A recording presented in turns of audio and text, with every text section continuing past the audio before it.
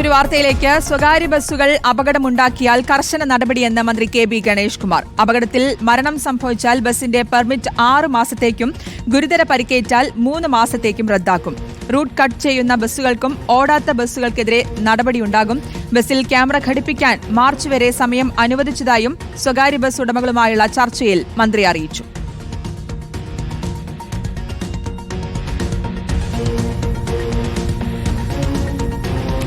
റോഷിപാൽ നൽകും വിശദാംശങ്ങൾ. റോഷിപാൽ, കൂടുതൽ വിവരങ്ങൾ.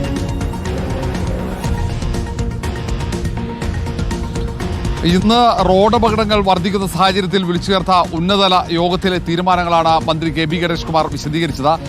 ഒന്ന്, ഈ പാലക്കാട് അപകടം നടന്ന സ്ഥലത്ത് അവിടെ സ്ഥിരമായി ഡിവൈഡർ സ്ഥാപിക്കാനുള്ള തീരുമാനമെടുത്തിട്ടുണ്ട്. അതിന് പുറമെ അവിടെയുള്ള ബസ് സ്റ്റോപ്പ് മാറ്റും. വെള്ളം കെട്ടി നിൽക്കുന്നുണ്ട്, അത് പൂർണ്ണമായും പരിഹരിക്കും.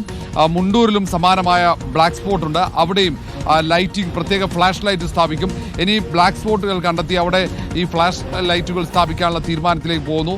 റോഡ് സുരക്ഷാ ഫണ്ടിൽ നിന്നാണ്, റോഡ് ആൻഡ് സേഫ്റ്റി ഫണ്ടിൽ നിന്നാണ് ഈ തുക ഉപയോഗിക്കുക. ഏതായാലും ഇനി അങ്ങോട്ട് റോഡിൽ കൃത്യമായ പരിശോധന നടത്താൻ ഈ ബ്ലാക്ക് സ്പോട്ടുകൾ കേന്ദ്രീകരിച്ച് പോലീസും മോട്ടോർ വെഹിക്കിൾ ഡിപ്പാർട്ട്മെന്റും സംയുക്തമായി പരിശോധന നടത്താനുള്ള തീരുമാനവും ഇന്നത്തെ ഉന്നതതല ഉദ്യോഗസ്ഥരുടെ യോഗത്തിൽ എടുത്തിട്ടുണ്ട്.